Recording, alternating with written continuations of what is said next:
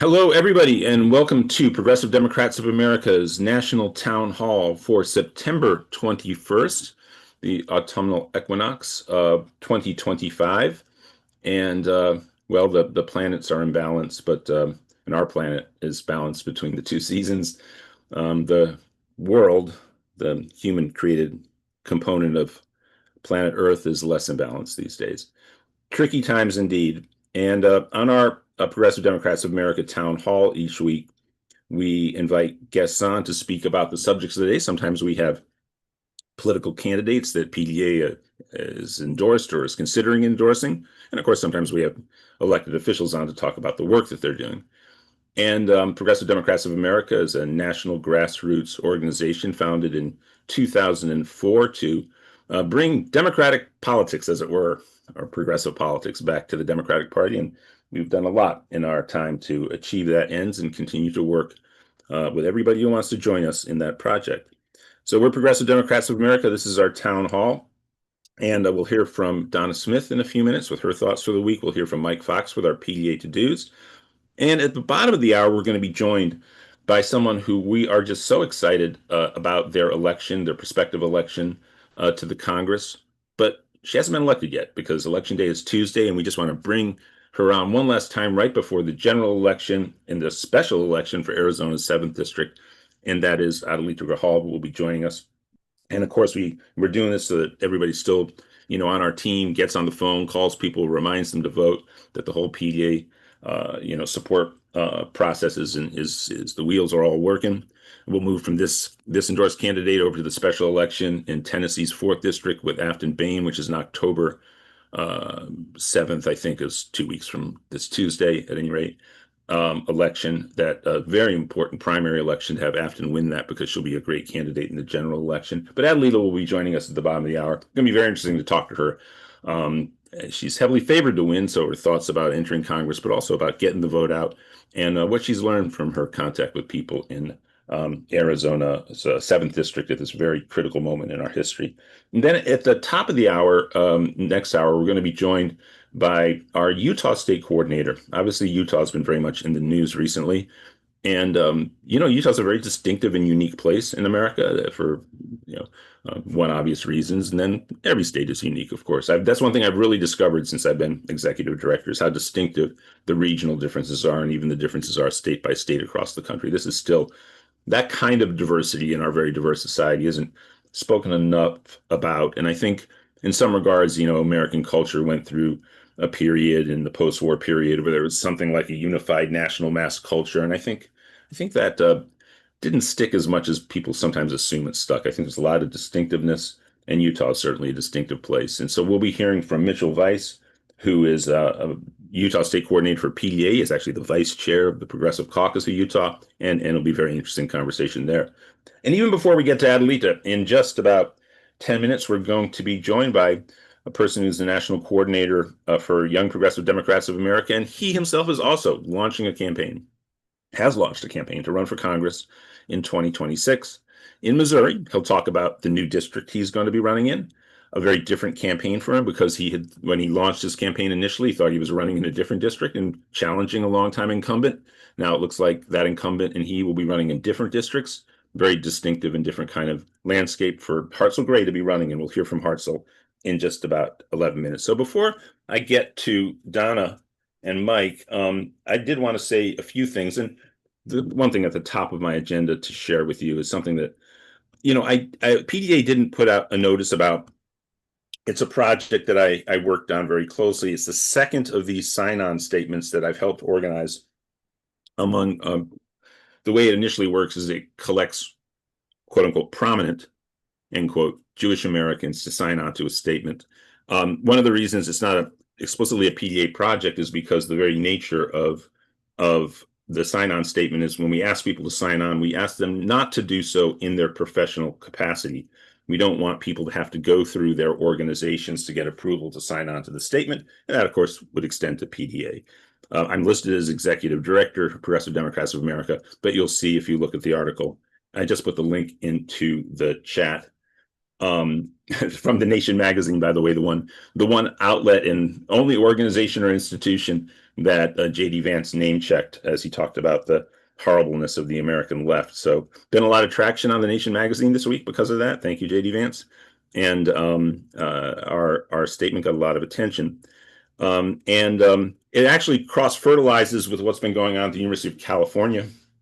And PDA will be involved in a project opposing what's happened there, where the president of the university literally, talk about naming names, without most of the professors even knowing, submitting a name of 160 people, students and professors to the Trump administration as people more or less the gist of what they're accused of is violating, being anti-Semitic or being involved in inappropriate types of activities, very hyper-McCarthyite activity from the president of the University of California, Berkeley. And of course, it being UC Berkeley makes it almost doubly or triply tragic. Now, as for the link I just put into chat, it is from the Nation magazine and it's behind a firewall. And so I'm going to put another link in there where people can get the article, and this allows you to not have to have it blocked. So the second link, though it looks exactly like the first link, I believe that's correct, I'll test it in a second, is a non-firewalled version of the link. So again, very happy with that work that I do, and obviously it cross-fertilizes with my work at PDA, but not something we might send out a national notice about it. And by the way, the very nature of this particular sign-on statement, we go person by person as we get the signed on. My next door neighbor is a huge football fan for a team, and I think they must have just scored a touchdown. If you can hear that noise, sorry about that. And that's a little funny. Very excited. The nature of this sign-on statement is to get more people to sign on, and we'll be doing that going forward. There obviously are thousands of Jewish American professors around the country, and we're going to be going public with asking them to sign on. And so you'll hear a little bit more about it going forward. And I think it's a really excellent project that I've been involved in. There's so much more going on in the world. I could talk about it, but right now let's go over to Donna Smith and hear Donna's thoughts for the week. Donna, how you doing? I'm doing all right, Alan. How are you doing? I'm okay. What an incredibly complex time, right? I mean, and frightening on a number of levels. But I wanted to start by remarking on something I read this week that's not frightening. New Mexico becoming the first state in the country to provide for free childcare for families who need it. I mean, that is a huge benefit to families, to working moms, to working dads. That is amazing. It starts November 1st, 2025. So if you know people who live in New Mexico, I don't have kids I need to go to daycare anymore. I feel like moving to New Mexico. I mean, that is such a wonderful benefit. And I have to believe the progressive forces, among them PDA, that have been at work in New Mexico for a long time, sometimes this arc bends towards justice. It really does. But it's hard to see it right now. I think one of the things that frightens me the most right now, because I was a journalist in my career previously, I was a small town newspaper editor in South Dakota. And I was lucky enough at the time to be reporting on the Senate Majority Leader, who was Tom Daschle at the time. And, now we have John Thune. He defeated Tom Daschle, so I don't really like to talk about that particular election because I think it didn't need to be lost. But in any case, the threats to our First Amendment right now are so extreme that even people who hadn't been paying attention before are paying attention. And, even if we look at the myriad of issues that confront us right now, and there's so many that, I feel guilty when I forget Gaza. I feel guilty when I forget what's going on for Jewish Americans on college campuses and what's going on for people trying to protest. I'm very thrilled that Australia joined the UK in voting for a Palestinian state today. That's very good. But I run around with this little buzz of guilt that if I forget the last serious issue going on, then I might miss the current serious issue going on. So I think I need to remind myself, as our friend Alex Lawson has always been very good. Alex is the chair of Social Security Works. And Alex has been brilliant about helping us all focus. Find the thing that is your passion. You don't have to fight every fight. You can't right now. None of us can. It's too much. It's too all-encompassing. But find that thing that lights your fire. Like Alan, right now, you're doing a brilliant job as the ED of Progressive Democrats of America. It's a very difficult time. What popped up in my memories today, 9 years ago, was a picture of me and Tulsi Gabbard in her office in DC when she was a Democrat and when she was working on climate. How much has changed in those 9 years? And you are dealing with an incredible amount of pressure, Alan. So more than anyone else on the call, maybe, you need to take that time for yourself, breathe, right? To breathe and try and find a way not to think about it for a little while. It's so hard, isn't it, everybody? It's so hard. But if we spend 24 hours a day or all of our waking hours doing it, we're going to be in trouble. Now, finally, I want to close with I finally did record an interview of Positively Progressive this week. Yay! And I did it with a really great young candidate here in Colorado. I was going to do it with a current elected, and then I thought, no, my commitment has always been to lift the young people in this movement and get them activated, put them where we old folks are now, replace ourselves, give the younger generation the chance. They have a lot more energy, not only the energy, but they know stuff that we don't know. They've been raised in a totally different environment than we have. And we need to recognize that. So I interviewed a young candidate named Michael Neal. He's running for state rep here in Colorado. He will have a contested primary, no doubt about it. But good on him. He's disabled. He's been disabled his entire life. He's wheelchair bound. But if there's a community that's any larger than the disabled community in this country, I don't know what it is. We have an enormous number of people who need to have their rights protected as disabled Americans. We can't forget them either. They're in the mix now too, with Medicaid taking cuts and things happening all around us that are not healthy. So Michael Neal, I interviewed him, and I was so thrilled to listen not only to his energy, but to his commitment to progressive values. He didn't just learn those things. That's what he believes. So, Alan, I think there is a Rooseveltian. I think there is that majority out there. I really believe that, don't you? I do. Out there. We've got the left. I agree with you. The left has got to stop shooting ourselves in the foot, and go all in together and get this majority to the ballot box before it's too late. Because it's pretty scary right now, isn't it? I want to make it to 2026 to the ballot box. Don't all of you? Yeah. Well, then we got to work hard. We got to work hard together, and we got to work smart. And I know you will, Alan, and I can't wait to hear from Adelita. Thank God she's from Arizona and she's speaking today. I want to drown out all that other stuff. And don't you dare cheer for your team getting a touchdown. You cannot cheer for your team if they get a touchdown today. Is LA your team? My team? No. I grew up in St. Louis, so I don't have the Rams and the Cardinals both exiled St. Louis. Don't cheer for them either, please. Yeah.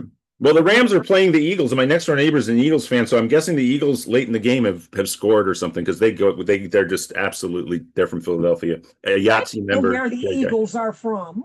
What? Eagles are from the nature. Where they're from? We Broncos fans, we know where they're from.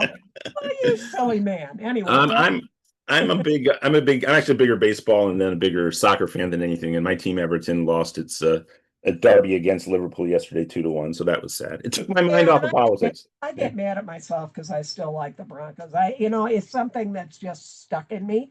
But baseball is my thing. I'm a Cubs fan. The Rockies actually got more wins than last year's White Sox. They finally passed that number. So one win short of having the most losses ever. But Coors Field is great. I do all to see Coors Field. It's great. Yeah, I love baseball. It's a bit of a troubled sport in some ways, but it's a great, it's a legacy from before the industrial era. There's no clock. You play out in nature. It can go on forever as long as you keep getting a hit, and you just get to be with the community and be out on a field and play ball. But hey, what your brain just did, Alan. See what your brain just did. You Hmm. took a little interlude, Well, and now you can get back at it. well, and then the governor of Utah, before Donald Trump got to him back a week ago, he said it's important to touch grass. So Absolutely. I agree I with that. can't think of anything more important for all of us. Get out in nature and look at it, Mhm. and hug the people around you and embrace the stuff that we're all protecting. Embrace it, love it, show love for people around you. More people than you know are with us. I know it. I know it. I know it. I can feel it. But we got to figure out how to harness it and move it forward. Thank you so much, Donna. Mike Fox, we are a little behind schedule, so if you can quickly run through the to-dos. Hartzell Gray is on deck. He's with us. We're going to be joined by him. And everybody, we're going to have an opportunity for people to support Hartzell Gray's campaign in a moment. And Mike Fox, take it away. Okay, the abbreviated version, to-dos. Number one, time, volunteer. Go to pdamerica.org/volunteer. Give us an hour this week. There's crazy lots going on here. So we need you in the game. Phone bankers. I know we got them on the call here. Testify in the chat. Why do you phone bank? Ask folks to come on board. We need at least 20 new people today. Number two is treasure. There's time and treasure in this world when it comes to building this movement.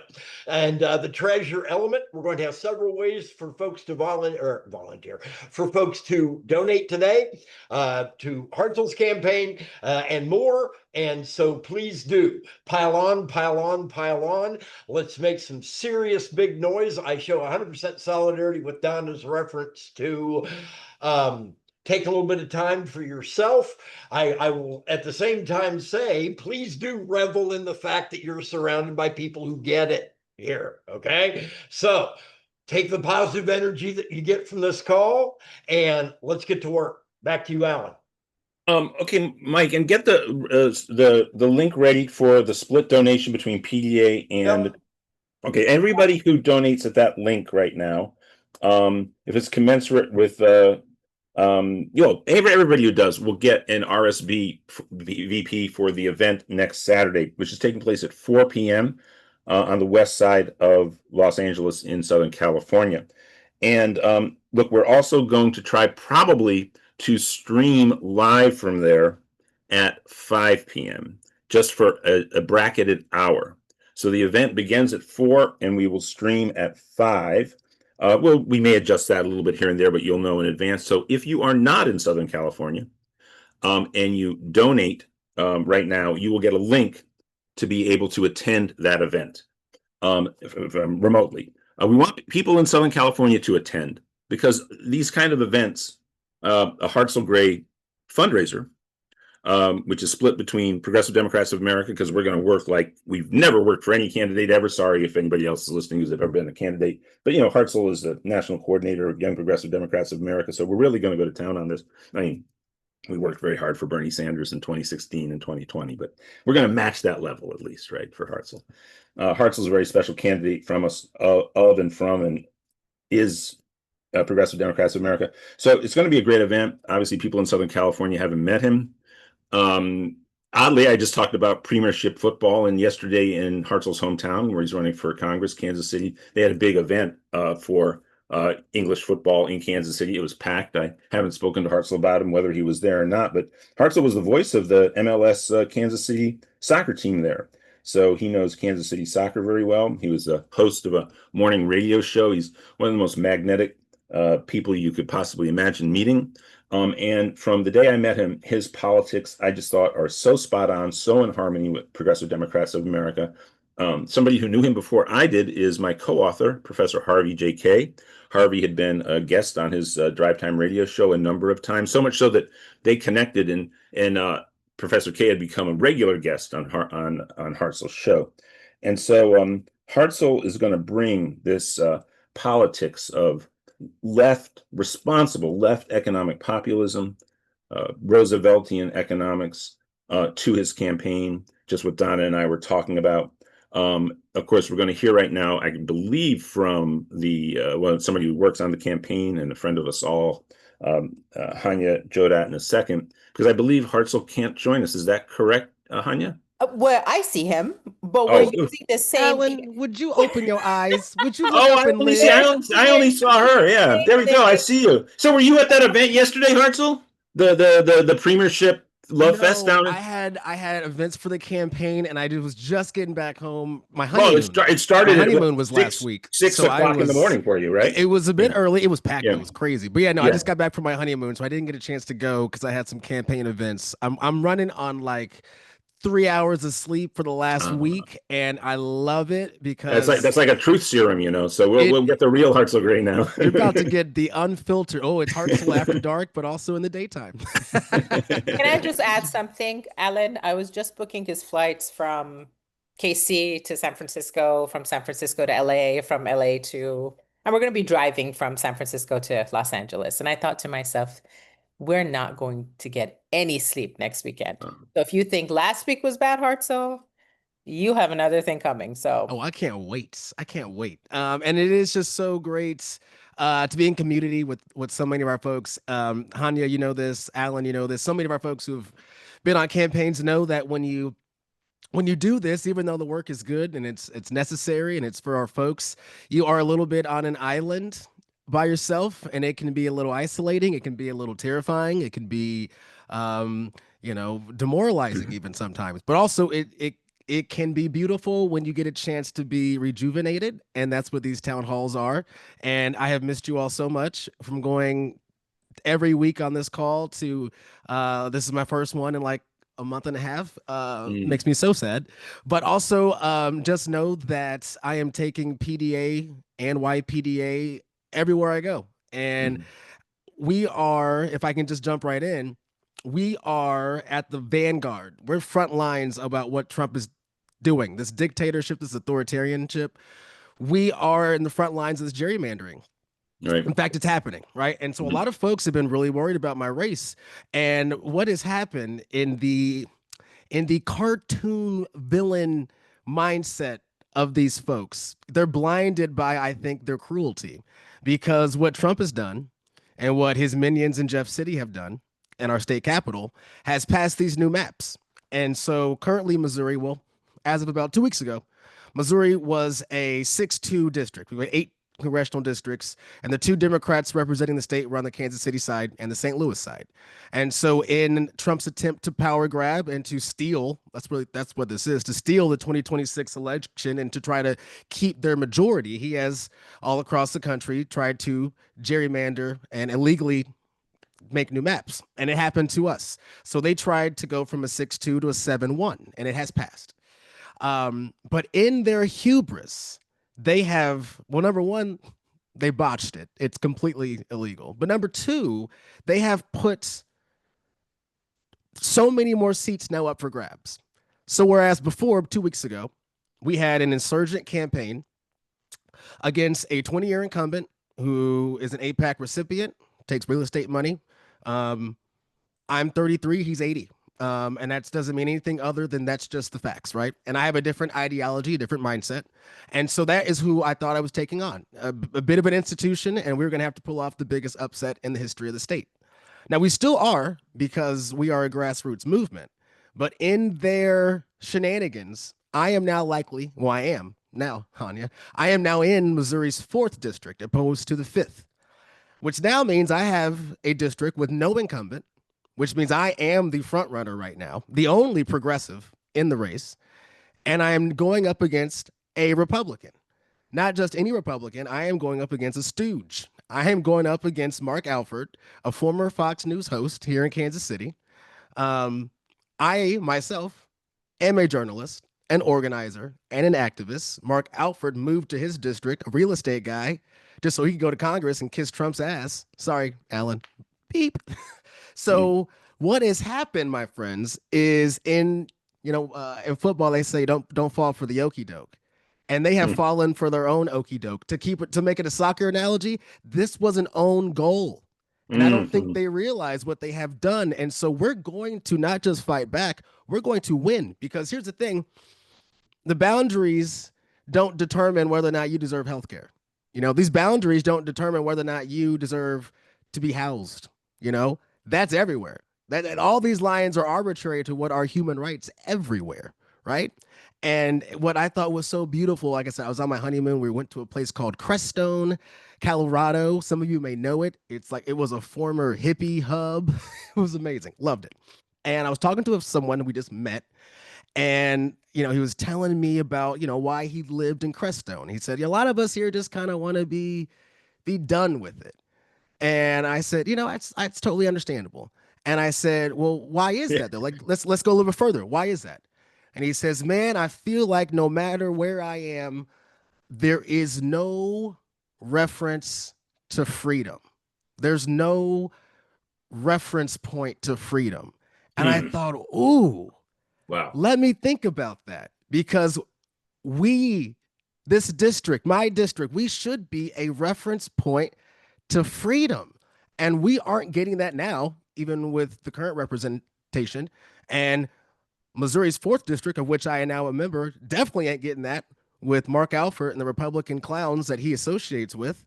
And like that's going to stick with me for the rest of my life, is that we are all looking for those reference points to freedom. We want to be reminded that we are in fact free. And you're reminded, if you're free, you are reminded that you are free when you go to a doctor's office and that checkup is free, or when you go to college that is tuition free, or when you have a home, or when you know that you're going to be able to take a vacation. Those are reference points to freedom.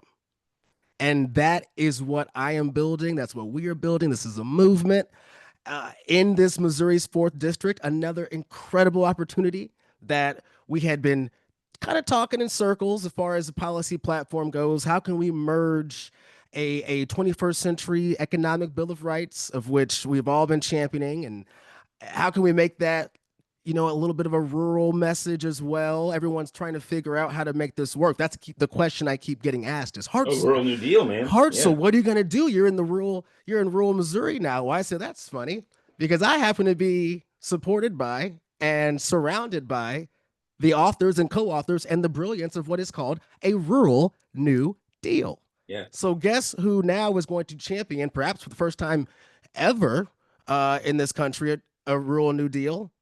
This guy, me, a black 33-year-old man, is going to champion and pass a rural New Deal that's going to help not just my folks in the 4th district, but it's going to help my folks also in the sliver of downtown Kansas City that is now the 4th, the sliver of downtown Kansas City that now goes all the way 200 miles to farmland. But guess what? When I want that rural New Deal to include guaranteed access to broadband, right? To guaranteed access to healthcare. Well, guess what? That means that my homies in the east side in downtown Kansas City, they're going to get their broadband too. They're going to make sure that they're, private equity is buying up apartments in Kansas City, just like they're buying up apartments in Boonville, Missouri, or also like they're buying up farmland in Boonville, Missouri. So like we are not that different than people try to put, because we are getting just beaten down by capital, by big money. And again, that doesn't stop because of boundary lines. We have been, what I mean? And we have Adelita Grijalva joining us in a couple minutes. And can I just real quick? We got to get people to sign on right now and donate to your campaign right now, and to sign up so that they can get the link. Mike Fox, if you can drop that link in there of the split for, and everybody who gets that is going to get a link to the Zoom for next Saturday's event. And look, everybody on this call right now is witnessing how charismatic and magnetic Hartzell Gray is. I mean, look, everybody has their skills and their beauty.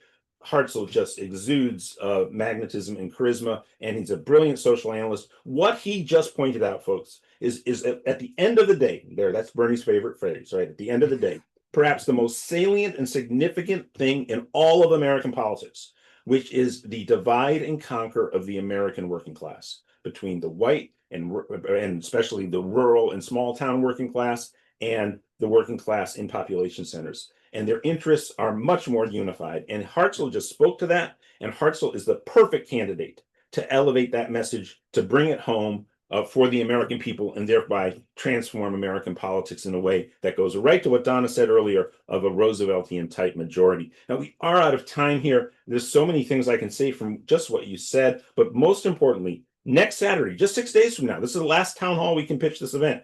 Sign on for the link right now that is available.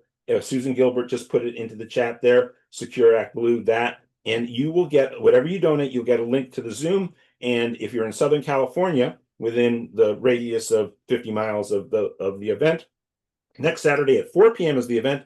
Next Saturday at 5 p.m. will be the Zoom. Sign up, donate, and you'll get the link for the Zoom. And for those in Southern California, you'll then get the address of the location. And I'll see you all there. Go ahead, Hanya, but we only have about a minute left. Really, really quickly here, as someone who's had the privilege and honor of starting this movement with Heart Soul on the ground in KC, we could not ask for a better candidate to immediately reject AIPAC money, immediately reject corporate money.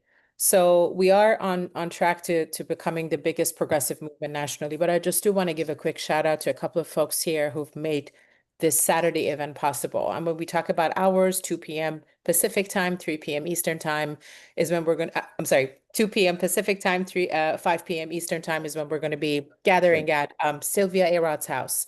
Just want to give a quick shout out to Cliff Tasner, to Alan Minsky, Progressive Democrats of America, and Sylvia Arod and her partner for opening their home to us. I know these fundraisers are very time consuming. So for them to open their home to us with so much love and compassion, and for Mike Fox to work around the clock to make sure that we are getting the word out. I'll leave my information also in the chat. If you all have any questions, anything you need to know about the event. We're also going to be in Northern California. So if you want to do a one-on-one meeting with us, more than happy to help set that up. So I'll leave my information in the chat here, Alan, and yeah, I'll pass it on. Yes, and I certainly was the mistaken. 25th through the 28th, right? That's when we're going to be in town. So we'd love to that. We'll be there. Connect with us would be fantastic. Okay, so everybody, I made a mistake. The event is 2 p.m. Pacific time. 5 p.m. is when it would be launching, but the Zoom will be 6 p.m. Eastern, 3 p.m. Pacific, and the event, live event, is 2 p.m. Pacific. Again, 2 p.m. Pacific in Southern California on the west side next Saturday, and 3 p.m. For Pacific will be the Zoom, and that's 6 p.m. Eastern for the Zoom live from the event. Please donate what you can. We'll send you the RSVP. Hartzell Gray. Give me 15 seconds. Give me 15. Give me 15. Because I just want to say this. Go for it. What an honor it is to be on this call with Adelita Grijalva. I hope to work with you very soon, my friend. And also, I think one of the reasons why it is so powerful to be on this call is that we are coming from a tradition, not just literally Adelita, your father's incredible progressive tradition, but all of us, we come from a radical progressive tradition. And that is what I want to take. And that's what I hope I am taking, that spirit that comes from my district, that comes from all of our progressive, and I just can't wait to build power and continue to build power with everyone. So thank you for being here. Please check us out on the 28th if you're in Southern California. I love you all. 27th? 28th. No. So it's 26th and the 27th. I'm putting that information in the chat. It's Saturday the 27th. Guys, I'm not supposed to know the details. I'm supposed to. Yeah, that's what happens. Okay? Maybe Adelita can relate then, because I know the candidates. I've met many candidates who know that they don't have to handle with the details. But Hartzell, look, I want to say this finally. As you know, I'm a Missourian. I grew up in St. Louis, and what the Assembly has done in Missouri, and I believe the governor is signing on to this. Not only are they doing the redistricting to try to steal the whole general, the House of Representatives every 2 years is a national election with 435 parts, but it's a nationwide election. Unlike the Senate, where only a third of it's elected, and of course the presidency every 4 years, another national election. So the whole thing is happening nationally. There's a competition to who gets to 218 first between the two parties. So they changed that. They have also eliminated the way that Missourians have passed a whole bunch of progressive laws through ballot measures. So you now have the opportunity to bring to the people of Missouri in these districts, these new districts, what they have supported, which is actually a progressive agenda through the ballot box. And that has been also stolen by the Republican Party. So the capacity for this candidate to resonate in this new district, I think, is profound. Hartzell, I look forward to seeing you out here in the next few days. And everybody, I hope in Southern California, can come to the event, 2 p.m. on the Saturday the 27th on the west side of Los Angeles, and live streaming at 3 p.m. Pacific, 6 p.m. Eastern. So everybody, please sign up, donate what you can with the link, and we'll get you that information. So thank you so much, Hartzell Gray, and I'm sure it's back to the phones for you. Oh boy. Back to the phones. Back to you, Alan Minsky in the studio. Take care. Thank you. Look, we are so honored now to be joined by someone who we've asked to come on the call this week again, because the election's not over. Adelita Grijalva in the special election, the general election of the special election is taking place this Tuesday. And I know that Mike Fox and the whole PDA campaign team wants to get everybody on the call to mobilize, because we're going to, we believe, and we're confident, but we have to not stop working for it, elect a great progressive champion to the U.S. House of Representatives, which right now really needs another great progressive champion. Very significant addition, of course, to the Democratic caucus at this hour. Again, because there's so many close votes. Adelita Gijalva, who is joining us. And Adelita, let me ask you one thing right at the top, just for clarity, as we just to frame the conversation going forward. If you do win on Tuesday, what's your sense of the calendar in terms of when you would be sworn in at the U.S. House? So initially, I thought that Johnson might actually call people back on Friday. So what is that, the 26th? But he has since canceled the 29th and 30th and told everyone to prepare for coming back on October 7th, which means we're going towards a shutdown. Has the person from Virginia been sworn in yet? Yeah.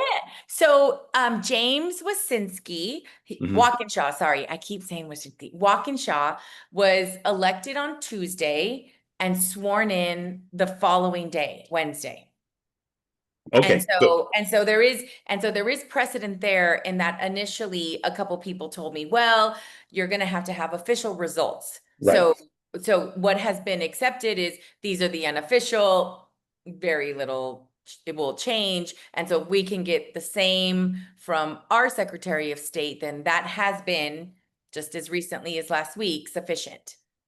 Well, obviously you'll be walking into the situation around appropriations in the Senate and the shutdown of the government pending. But you also, I'm not going to say what it is, and please bear with me being a little coy here, Adelita, but there was a very high profile instance recently of a bill that was 2 votes short. And with the new House member from Virginia, they're now 1 vote short. And when you arrive there, you're going to be the vote that's going to pass some very important legislation, controversial because of. I'm number 218. Yes, you are. Yes, and, I am. That's going to be a moment. That's going to be a real moment. And so great. So Secretary of State Fontes, of course, a friend of us here at PDA, get those votes counted. And well, another reason I, of course, wanted to invite you on is because I'm very interested in what you have heard from your constituents at this hour of American history. What kind of reflections back have you heard from people about the state of the country and everything? Yeah. Well, thank you so much for welcoming me again, and for, most importantly, the incredible work that you've been doing throughout this campaign. To my Progressive Democrats of America family, your commitment, your values, your hours of phone banking has carried us through, and I am deeply grateful. So we're just 2 days away. Election day is September 23rd, and let me tell you, this race is very critical. We've built momentum, we've reached thousands of voters, and we're showing that people-powered campaigns can take on entrenched interests and win. But the truth is, special elections come down to turnout. Every conversation, every reminder, every nudge to a voter is going to matter between now and Tuesday. So I'm proud of the campaign we've run, one rooted in community and progressive values and in belief that government should serve the people, not corporations, not special interests. We've lifted up issues that matter, protecting our democracy, defending public education, making sure healthcare is a human right, standing with working families, and safeguarding our water and environment for future generations. Our opponent wants to distract and divide, and so does Trump, and so does the Republican Party. And so what we've built is unity. And with your help, we've been reaching voters who don't always get a call, young people, Spanish-speaking families, first-time voters, and reminding them that their voices matter. And I feel the excitement growing in Southern Arizona. Now in these final hours, the work intensifies, and we're not stopping. Encourage your friends, neighbors, coworkers, everyone you know to make a plan to vote by Tuesday. This is our time to show what progressive grassroots movements can achieve. And I'm so proud to be in this fight with you, and I'm honored to carry forward the values we all share. And with your continued energy in this next 2 days, I know we can win this race, make history together, win big. Because what I want people to see is it's these kind of campaigns that are powered by people, that are not taking corporate PAC money, are not selling our souls, that we are speaking the voices of this community and progressive ideas. People want that. I can't tell you how many people I've talked to that say, you know, I don't think I'm a progressive. And I said, tell me what you care about. What do you care about? It's like, well, freedom of speech, healthcare. I want people to have rights. I don't agree with everything, but I think that people should have the First Amendment right of freedom of speech. And it's like, those are progressive values. You just are that's what progressive is it's taking a stand on things that are important to all of us, not to other people, not to corporations, to people. And so what I've heard very clearly is people are just feeling a little bit hopeless and are empowered by this win and the fact that we together can go and make a difference literally on day one. So, you know, those Epstein files are at 217. Yes. They need 218. Guess what number I am? 218. You know, and so I do think that it is these wins and talking to people and talking about our stories that are going to make a difference, because sometimes people need to be heard out. Sometimes they need to be touched more than once. And that's what we have to do. We just have to keep talking because people want to feel hope. And that's what we heard in the primary. It's like, I don't want to hear about the lesser of two evils. I want to support somebody that's actually going to do something.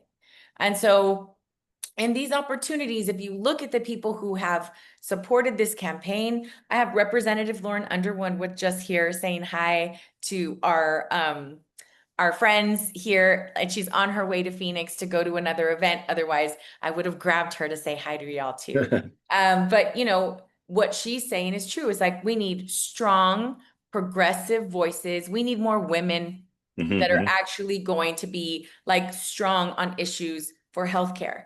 And one of the things that she's done is created a caucus for Black maternal health care. And I said, I want to join that and then include more women of color in general, because what you're struggling with is the same thing that we struggle with. And so those are things that I think that we have bridges of opportunity to start with. And also the midterms are right around the corner. And I think that those people who are fearful of Trump need to be fearful of the people in their respective communities who are mad for them, like selling them out for, you know, more power. That's what we're hearing. Yeah. While we both know it's no moment to rest on our laurels, just in case I ever forget to mention you know, in terms of result and just stick to itness, I think you ran one of the great primary campaigns I've ever witnessed, actually. Thank you. The result was spectacular. For people who don't remember the result there, it wasn't close. We were told it was going to be close, but it wasn't close. And I just think a fantastic work by everybody in the district, and most importantly by yourself. I think you really there was some stuff that was thrown around to try to phase you over and over again, and you really stuck to it brilliantly. So again, let's pull through with a great victory on Tuesday. Look, on the Epstein thing too. You know, we're very, very close, and I'm personally very close to Ro Khanna, and he obviously is on the bill with Massey. This is a very important moment for women in the world and in America. And I think the women are very brave. And if you get an opportunity, perhaps to be aligned with some members of Congress you wouldn't have naturally thought initially you'd be aligned with, but that's great for them to do what they're doing. And but this is a huge issue for you know, where we are right now in relationship to Me Too and the reality of women in our time. And it's a great opportunity to do what you're going to get to do when you're officially take the oath and become a member of Congress. And so thank you for that. And certainly you'll be thrown into the spotlight right away, I'm sure.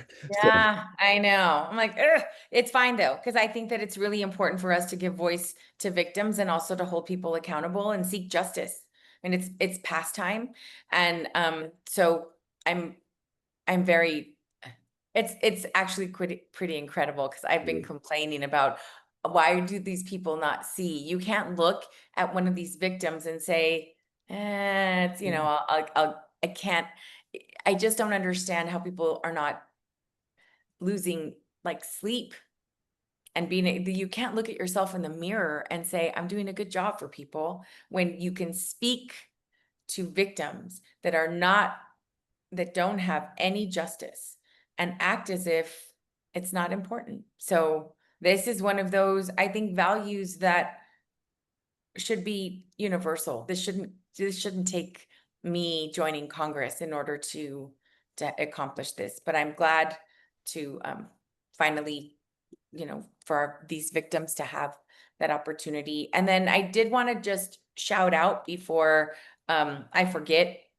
that we have 3 phone banks left. That's it until the general. And so it's Monday from 5 to 7, Tuesday, election day from 11 to 2, and then Tuesday from 2 to 5 for those last minute stragglers. And any of you that are going to be in the Tucson area, come and join us for our general election watch party at the casino ballroom. We're going to have fun and roll up our sleeves and get to work, but we're going to have a good time. We're going to have a good time. And anything you want to just share with us again, and of course we'll have you back in a little while. We bring members of Congress, and of course we do a whole bunch of lobbying up in Congress. Just your thoughts on being in Southern Arizona, obviously right there near the border. In your thoughts on and also on what your sense is from your district of Latinos and their relationship to MAGA and all that's going on with the administration right now. So in this community, I obviously see people that are aligned very vocally with MAGA, but they're a really small minority of people. They really are. They're very loud and very in your face and can, in different, in my previous position, can be very intimidating, but I don't intimidate easily. And so in this community, that is just, they're a very small minority. And so, and even if they are more conservative in this community here in CD7, you don't see them very often. You have a lot more independents that are selective on issues, but for the vast majority continue to support Democrats. And I just feel like we have to fight for working families. We lost our way a little bit as a party. And I think little by little, we're building up the bench with more progressive people that care more about the people that they're serving than, enriching themselves. And so I will say that there is this person on YouTube, and it's called Stalking the Capitol or something. And basically he assesses is your congressperson a piece of, what, and talks about where they get their money from and how much money they get from corporations and that kind of thing. And so what I loved is he did one about my dad, and my dad's net worth at the time of his death was $156,000. He did not have any stocks, and he did not take any corporate PAC money. And the only ding he had was he didn't have, according to the system, enough small individual voters. What my dad would do is he would get to his goal and say, why am I going to ask Nana, Tata, and Tios, everyone's struggling. If I have what I need, I'm not going to ask them. So he still got an A score. But what I loved is they said, I hope that whoever takes this position is going to keep that financial integrity and, long term. And I promise you and commit to you that I will. No, Alan, Oh, go ahead, Donna, please go ahead. And actually, Donna, Adelita, I'm about to run out of energy on my computer, so I'm going to get a cord and I'll be back in 30 seconds. Donna, take it away. Thank you. Hi, Donna.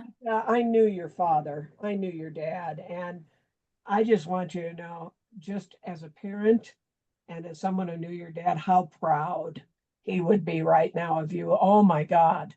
He would be just, he was just such a nice man. And he not only believed progressive values, he lived them. Yeah.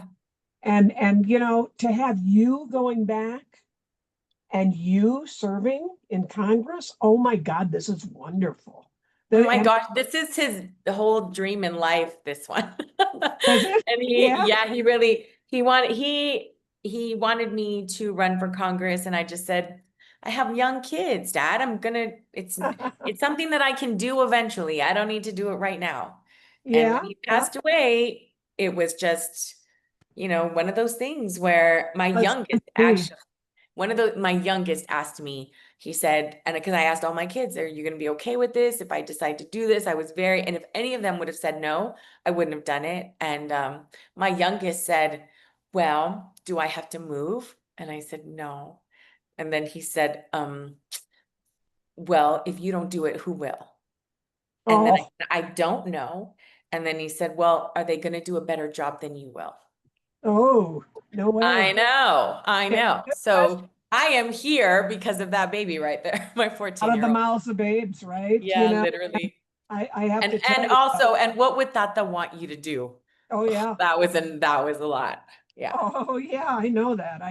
Yeah. And you're gonna win on Tuesday, but everybody here, make those calls. I just ran for one little office many years ago for state legislature, and I remember we made calls right up until 7 o'clock that night, literally, even though we kind of knew what was going to happen. Yeah. Please make these calls for Adelita. Make a big difference. I have family in Tucson. I'm going to call them and do it. You better be voting, and you better be voting for her. And we have emergency voting throughout CD7 on Monday. Awesome. And so if anyone is like, I don't know if I can get there on Tuesday, or here's my ballot.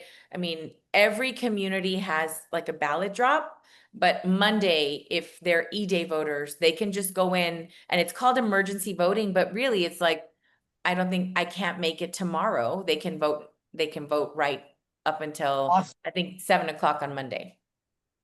Awesome. Thank you so much. Thank you. And all the best. I wish I could be at the party. It's going to be a heck of a good time. Yeah. Thank you. No, and it's great, everybody. In fact, it's super important. I think it's very important to have a huge win on this election, folks. Think of it this way, folks.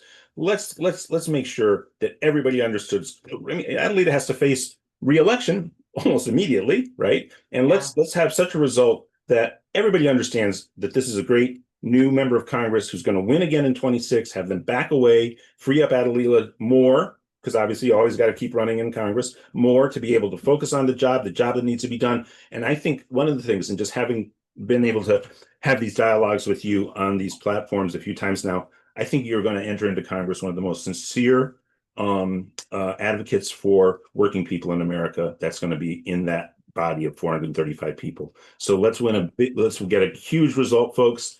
And final thoughts, and what we'll do then is go to Mike Fox to rally people to sign up to volunteer to phone bank for Adelita.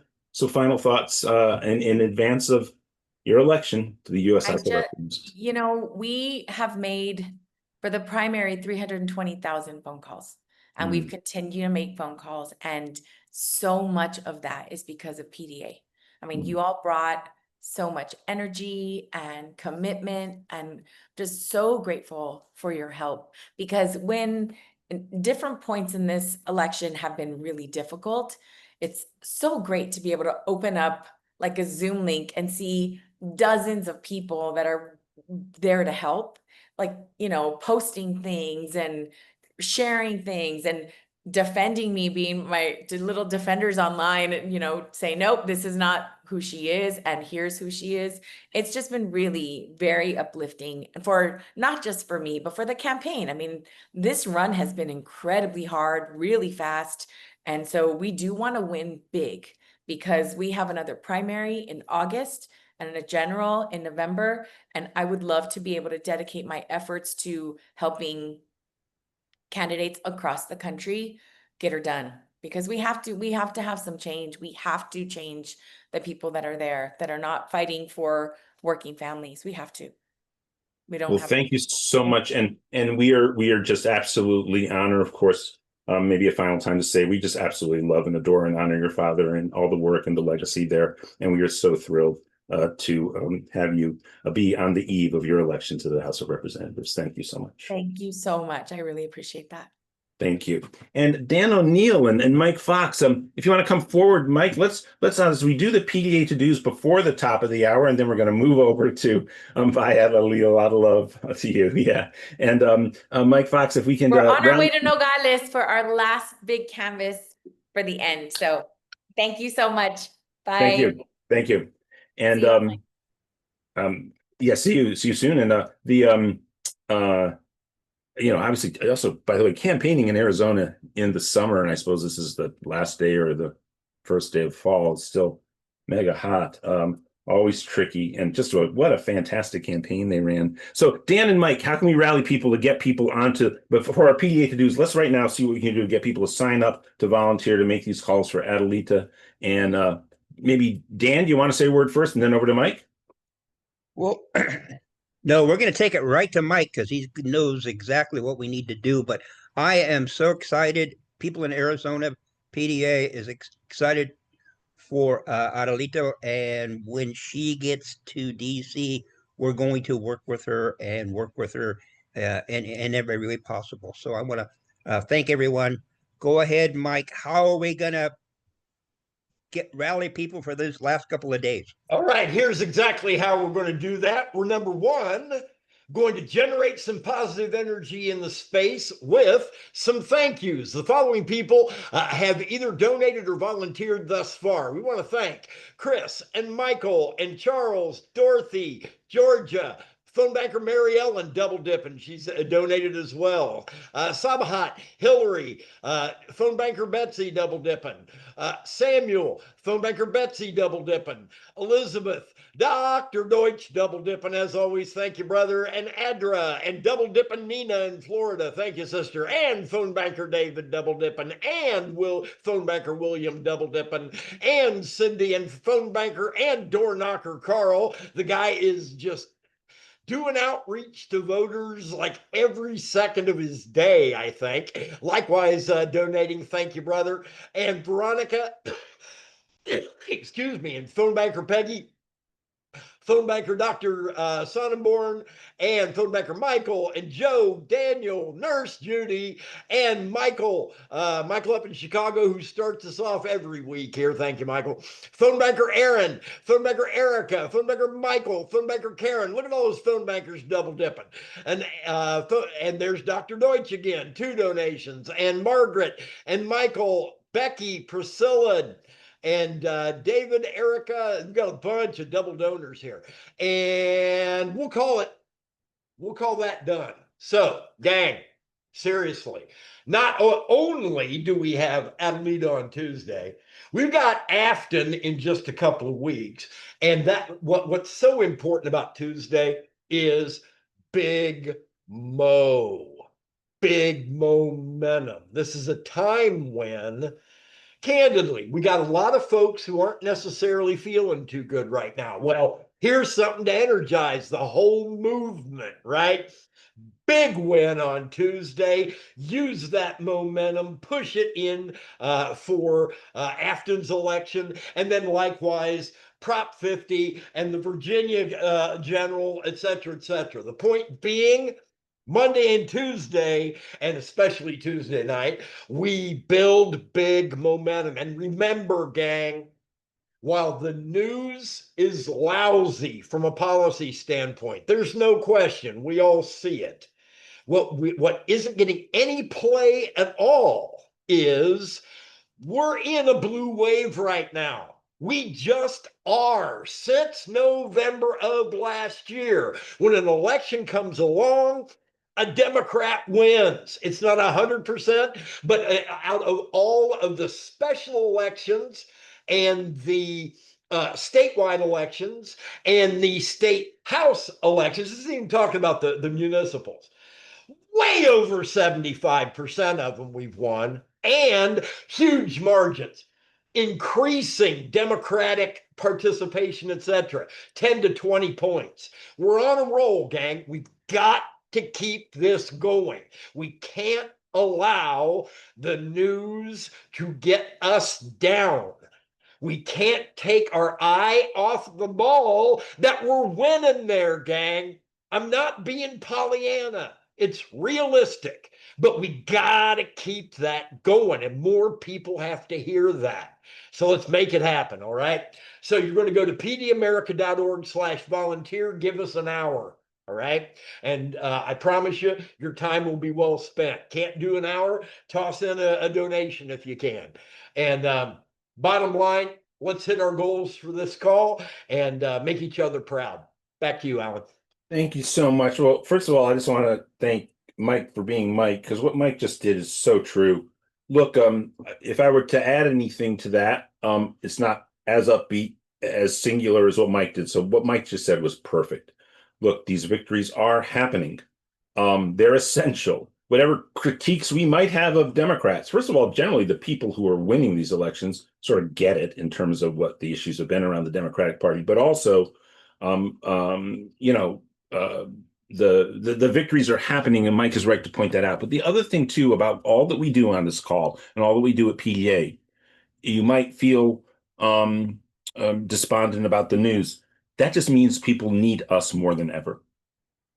Our political formation and what we know what it is about, the type of society that we want to build, it's absolutely a democratic society. People want their democracy preserved.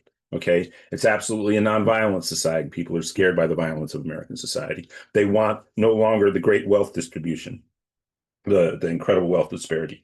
They want a prosperous working class and middle class. They want to have health care. For all of these reasons, more than ever, we need to be able to be presenting a politics that the American public wants to hear. Now, in a second, I'm going to be introducing Mitchell Weiss from Utah.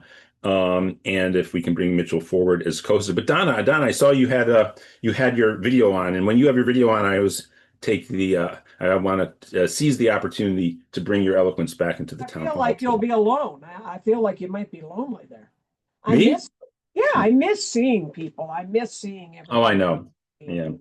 I wish we could still do that, but I know why. I was on a call with, for the first time ever, one of the calls I'm on with one of our greatest allies within the DNC. Great advocate for Middle East peace over the years, so people can probably guess what I'm talking about. And his call was Zoom bombed this past week by exactly the same imagery that hit us on when we were Zoom bombed. So they're still doing that, and that's why we have to do that, folks, and turn everybody's cameras off. It's the way that that you can contain the impact of the Zoom bombing, and all the mics are automatically silenced until we unsilence them. That also means they can't do that. They came into our chat one time recently, but they weren't satisfied with that being anything disruptive, and we can turn the chat off. So we turned the chat off momentarily, and away they went. We're frustrating them by this, and we have to do that so that we keep this going. But of course, just like Donna, we'd love to see all your faces, and we wish that could be the case. Mitchell Weiss, has Mitchell joined us, folks? And if so, welcome Mitchell Weiss, who is PDA Utah coordinator and the vice chair of the Progressive Caucus from Utah. Welcome, Mitchell. How you doing? I'm doing great, Alan. Thanks for the invitation. You're driving right now, and you're a little shaky. If your connection proves shaky, what might be beneficial is to turn your video off. We could hear you then, but right now I can't see you and hear you. So take it away. What's on your mind? Okay, great. Well, I do have full 5G bars, so we should be good, but we are in a rainstorm. Yeah, I've been the chair of the Utah State Progressive Caucus for about 4 years. I got involved with local politics, running for office, thanks to encouragement from Bernie Sanders. I've been a Bernie delegate and considered a radical leftist by our local party. So I just stayed in despite them. We are a unique state in the sense that Bernie won both primaries, and if memory serves, he won with margin second only to his home state. And basically our primary elections went on throughout the night. We had crowds and crowds of people showing up to vote in the primary election and then quickly disappearing. And so my involvement in the Progressive Caucus has been to re-engage, reignite, and educate people on the democratic process, the delegation, and feeling empowered as a progressive in the local Democratic Party. What is a challenge is that the party infrastructure has been set up by people who are not progressive, who actively fight progressive candidates and issues. We have had Democratic candidates actually decommissioned at conventions and replaced by conservative, independent candidates. I don't know, the mindset behind the establishment here is we have a lot of unaffiliated voters, even though they tend to vote red. But they seem to think on the blue side of things that if tyranny and fascism gets bad enough, that they'll switch sides. But they won't do it if Democrats are seen as, you know, socialists, anti-capitalist, et cetera, et cetera. So one of our high former representative. We are losing you. You may want to turn your video off right now. And we may have lost Mitchell rather. And Mitchell, let us know if you can hear us and if you have to go away and come back. Mike Fox, can you hear me? Yes. Or Don? Yeah. Yes. Okay. I can hear you, Alan. You're good. I'm going to share an odd little framing, but I wish Mitchell was here, about Utah. First of all, it never surprised me that Bernie did so well across the large geographic expanse states where the Democratic Party by 2016, really from the Clinton era through the Obama era, with the only brief interlude of when Howard Dean was the head of the party, really stopped competing in these areas.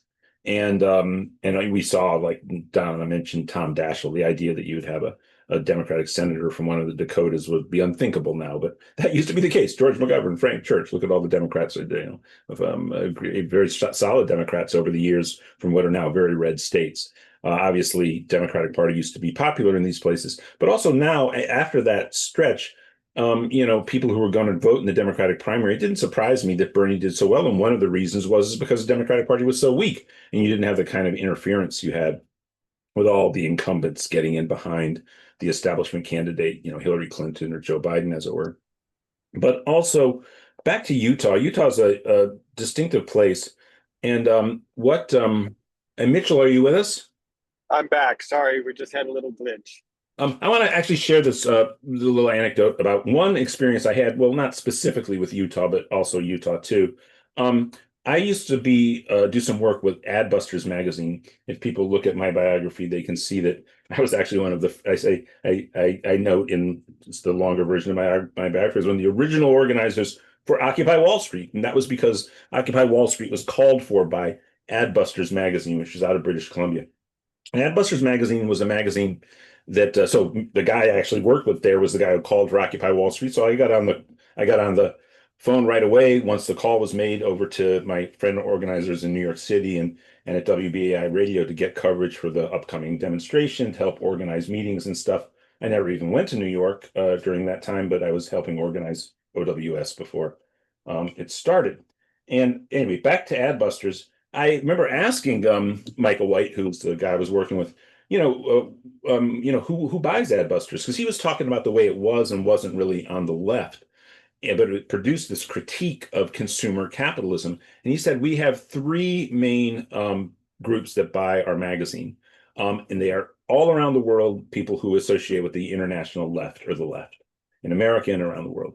Then we have teachers buy it because it's a very good teaching item in terms of the way they would critique corporate advertising. And it was specifically this magazine beautifully laid out that had sort of lampoon advertisements and critique of advertising culture and of general consumer culture.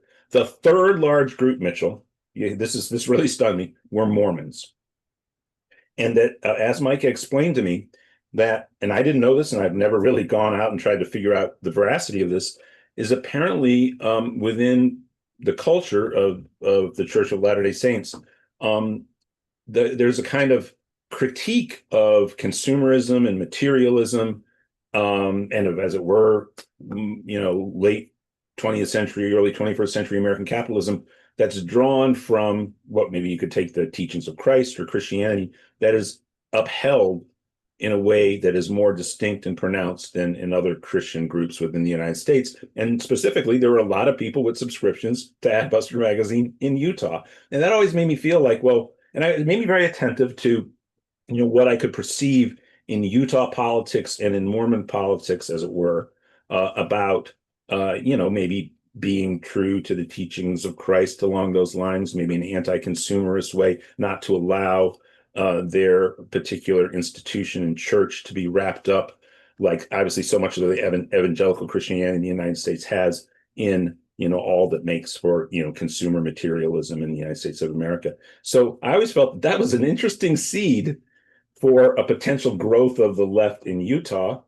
And of course, the other thing was the movie SLC Punk, which surprised me as well, which showed that if there were people in Utah dealing with the conservatism of Utah being so intense, that people who would break from it would be more open to radical ideas. And that's what that movie sort of expressed. So on both of those fronts, do you see in mainstream Utah culture, obviously to a degree very heavily influenced by the Church of Latter-day Saints, that there are spaces where the left and the left perspective can gain traction with the general population? Well, there's kind of two sides of that. So I grew up Mormon. I'm post-Mormon, but I was very active for 40 years. And I moved to Utah from California, where I considered myself a pretty moderate, accepting follower of Christ, until I moved to Utah, where I found out I was a commie. So the Utah perspective of Mormonism is a little more hardcore. There is a tenet in the religion to be in the world, but not of the world. However, it is still pretty much a prosperity gospel. Okay. If you are paying 10% of your earnings to this billion-dollar corporation, then you are gaining favor in God's eyes, and he's going to bless you monetarily as well. What's interesting about Utah is we are getting a huge influx from California, and they are not Mormon. So we are having, for the first time in years, we have more non-Mormons than Mormons, but they're fleeing a blue California for a red state that has been gerrymandered long before someone explained gerrymandering to Trump. We have been gerrymandered for close to 20 years, and we've been in an 8-year battle with our Supreme Court to rectify that, which just recently happened. So our Supreme Court, who are all appointed by a Republican governor 8 years ago, ruled in our behalf, and our congressional lines have to be redrawn for the 2026 election, which is promising because we're bound to get one congressional seat out of that. The challenge right now is, as I mentioned before, we have this establishment infrastructure within the Democratic Party, and as soon as that glimmer of hope came to light, everyone started screaming, "Oh, we got to get Ben McAdams back in the game because he was a previous representative." Well, after his failed attempt to elect Evan McMullen, a Republican, as our Democratic candidate, he fell out of the public scene, and he's been lobbying for financial services ever since. And so I'm hoping that if we do gain the possibility of a seat in Congress, that we have a progressive candidate to primary Ben McAdams if he does jump back into politics. And will that largely be in, I'm assuming that'll be in Metro Salt Lake City. It'll be in Metro Salt Lake City. My wife and I live 2 blocks from every single congressional district in the state. Our city of Mill Creek. There you go. That's gerrymandering.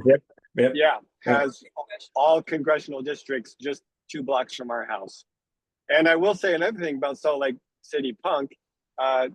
That is my wife's friends. She grew up counterculture, non-Mormon in the 80s, and all of those people and the writer of this she grew up with, and And so it's funny that you mentioned that, which was another thing, because I grew up in California, which wasn't predominantly Mormon. So we were far more cliquish. You had to be a preppy or a punk or a straight edge, where in Salt Lake City, it was either non-Mormon or Mormon. And if you were non-Mormon, you could be a hippie or a punk or a preppy, and they all got along swimmingly, which was something odd to me.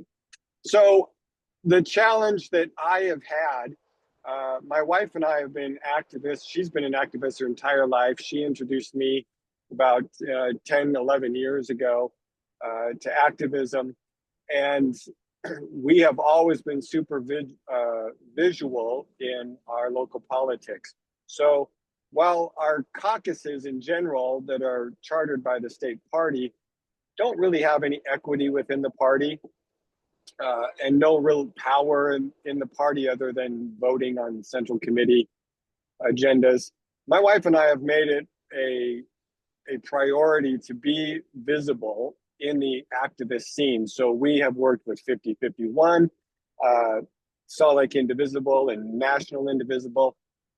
We're also the state coordinators for Our Revolution. I'm on the coalition of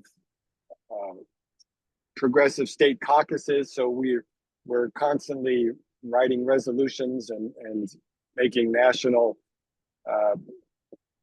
proposals to the DNC. And so when this recent assassination happened, my wife's face is all over Groyper TikTok or whatever the hell these kids are, that were immediately threatening and blaming, you know, our progressive groups and the DSA and all, because we caucus with everybody. And so our goal has always been recruit Democrats, because if they understand that they don't need to be a registered Democrat to be involved in Democratic politics, I will bring a socialist in. We'll get you running for city council. We'll get you running for school board. We'll get you, you know, if you want to be we were DSA members. We're both Wobblies. I think I'm a part of every organization you've name checked except Indivisible so far. Right. I was too active by the time Indivisible came into existence to sign up to another organization. I've even been I was a Wobbly member till I became a manager, at which point you're not allowed to be a Wobbly member anymore. If you can hire and fire people, they say, thank you, you're in solidarity with us, but you can no longer be a member of the IWW. Yeah, well, they love my money more than my position, which is fine. But the challenge we have is people will come up to us because they'll see Progressive Caucus, you know, they'll see Bernie, and then we'll say, we caucus with the Democratic Party. And they're like, well, F the Democratic Party. Yeah, sure. And I say, I agree. So the best way to F it is to join it and change it from the inside. So yeah, I mean, yeah, there's just you know, there's no look, even in the UK right now, where there's these split parties off of Labour, you can have multiple parties in a parliamentary system. In the United States, I mean, it's just also, you know, the degree to which anybody is going to try third partyism right now. First of all, also the big talking point on this, obviously, for anybody where this comes up, clearly the control of the state in our society has incredible influence. I mean, we can all see that right now in so many ways.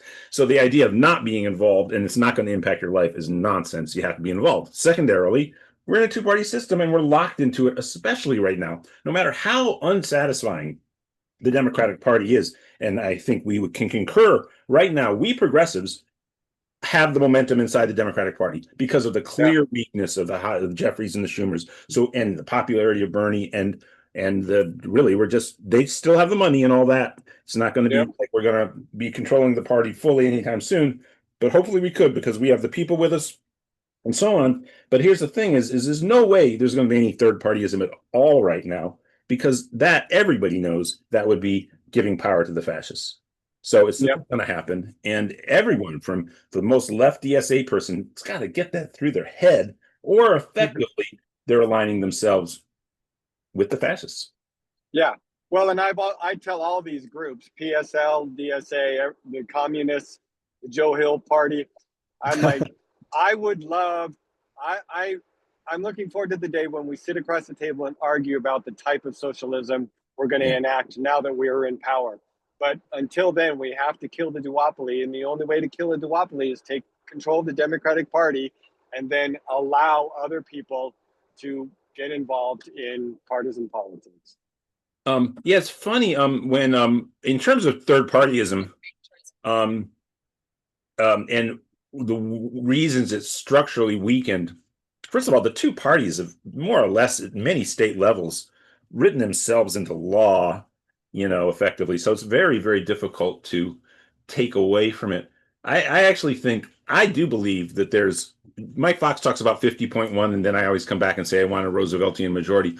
I do think we're actually right now, given the wealth disparity in the society, if we can message and can break through the dominance of money in terms of controlling message to the general public, if we can make a breakthrough and somehow communicate with people, I think we have at least a 50% plus one majority of people who could turn the Democratic Party into almost like a Gramscian party, that it would actually be the space in which the working class could develop its own political culture, and we can transform society accordingly within the two-party system. And in fact, I mean, with the job I've landed, I go even further, and this maybe isn't popular position on the left, so I keep it to myself generally. But I actually think the two-party system may, at this hour, be advantageous for the left, and as it were, the radical left, even a democratic socialist left, because when you only have two parties, and one of them is going to have federal state power, especially, then you're much closer through that mechanism to gaining power for a meaningful left, for a democratic left, democratic socialist, social democratic, Rooseveltian democratic, whatever it is, not neoliberal capitalist left, to getting closer to it than we would be if you broke it up into multiple parties. So I agree with that assessment. I mean, when we look at Europe, especially France, they've got a 30-30-30, and they can't get anything done. So, building coalitions when you just need a 50+1 would be far more effective. Yeah. In fact, look at Canada too. It's a nightmare of a parliamentary system. If people don't know, when the Conservatives had a whole string of prime ministers, they never won more than like 37-38% of the vote, because of the 62% of the population was voting for center, and largely, by American standards, progressive left politics. But because there was the Quebecois bloc, the NDP, and the Liberals, they were losing to conservatives, and they only ever had 38%. So there's real nightmares in other systems. Yeah. And so, if we get win control of this party, where 90% of the base of the party is, I think, more or less with us, and nuances and stuff. But so I want to ask about this race, though. I want to hone in on this and not lose sight of it. To get a progressive running in what you think will be a Democrat winnable district, I certainly think PDA, you should know, we'll be very happy to coordinate with all of our affiliated organizations to try to unify behind a candidate. If the progressive left can have a unified champion in that primary, I'm sure we can introduce them to Bernie and the Fighting Oligarchy Tour and see where we can go from there and lift that person to ascend. I totally agree. I mean, I've always been appreciative of everything you do for candidates, and I've always wished we had a candidate to rally behind. On a local level, we do have our own squad of Bernie delegates, women of color in our state house. And they've been super effective because they're speaking to the working class issues. They've passed their bills unanimously in a supermajority because they're all about protecting and saving and having families thrive. We do have a senator who is progressive, who gets little done because he's so vocal about his viewpoints that the Republicans do not want to work with him at all. But the challenge that we've always had, again, is participation. We had 30,000 people show up for Bernie Sanders, and we cannot get 1,500 delegates to show up to convention. So that has always been my challenge. Every time I go to a protest and I have the chance to speak, I tell everyone out loud, I said, look, if I got 10% of you to show up at convention, we would own the Democratic Party. The Utah Democrats cannot even fill half their delegation. And they win the establishment wins when they squeak by or when they hire consultancies to go recruit candidates for one vote in, one convention. And so if I could get 1,000 people showing up that were progressive at our conventions, we would own the town. And we were very fortunate this year. We did elect a vice chair, a secretary, and a treasurer that were all endorsed by the Progressive Caucus. And they're all very involved in progressive politics. And we had a central committee meeting yesterday where we stuck to our guns and we voted down one of the chair's appointments to a subcommittee who was part of this whole neoliberal bullshit campaign against Democratic candidates. And it was a resounding, message to our chair that we're not going to stand for some of this stuff. So I'm really hopeful. I am less hopeful that we will get drawn districts. My concern right now is our governor has kind of ramped up the rhetoric about the radical left being somehow associated with this assassination of Charlie Kirk. What happened there? He didn't seem to be that way, and then you got a call from Trump. Is that the clear two-step narrative I'm outlining there apparent to the people in Utah? Yeah. That is the narrative, and I don't trust that guy. He is duplicitous at best. Yeah, that's apparent. Apparently, yeah. And so I'm not necessarily a doomsday guy, but I can see the National Guard heading into Utah, to quell the radical left. I mean, Trump even called our Republican justice who laid down this gerrymandering law a radical leftist, even though she's a Republican. She's a Republican of color, and she's a woman. But so we'll see what happens. So I'm still hopeful, but cautiously so. Well, we're at the part of our town hall where we open up for questions. Do you want to hang out and listen to people's comments and comment as part of whatever is directed towards you and stuff, or do you have to run? Absolutely. I know you're No, I got another hour on the road, so. Well, drive. You're in the passenger seat, right? Yes. Yeah, My wife is doing an amazing job. Well, hopefully she can hear all this. Yes, we've heard great things about you. Hi, yourself She as can't well. hetake a thing because our Bluetooth. Oh, there you go. I thought that was the case with your seeing what's in your ears. Yes. So okay, let's take Stack and the one thing, Mike Fox, if you can come forward again, should we wrap and bring this? Yeah, let's just wrap the recording only because shorter is better in social media world for us getting hits. And so wrap this, and then we'll get on to questions and some more organizing. Yes. Okay. So I'm going to wrap this, and then we'll be in family time. But everybody stick around. It's going to be just the same after this wrap. And otherwise, I want to thank all of our guests. Of course, I want to thank Mitchell Weiss, the vice chair of the Utah Progressive Caucus of the Democratic Party, a great organizer in Utah. We are thrilled to be working with there, and also the PDA state coordinator. And we want to thank, of course, Adelita Grijalva, who in a little over 48 hours, the polls will close in Arizona's 7th district, and we are hopeful she is going to win with all of our efforts, full mobilization for the campaign as a PDA-endorsed candidate, win a landslide victory to the U.S. House of Representatives, where she will be the 214th member of the Democratic Caucus in the House, and the 215th will be elected from Texas in a special election in a few weeks. And the caucus will be back to the size it was originally after a few people leaving and passing on. So, and then also Hartzell Gray, who is running for Congress in now Missouri's 4th district, joined us as well. And we'll be back again next week. Looks like Nina Turner is going to be one of our featured guests next week. Nina hasn't been on for a while. I spoke to her this week, and she's thrilled to be talking to her PDA family next Sunday. So join us for that. We'll probably have another guest or two too. Busy days. And thank you. Join us next week for our next PDA Town Hall.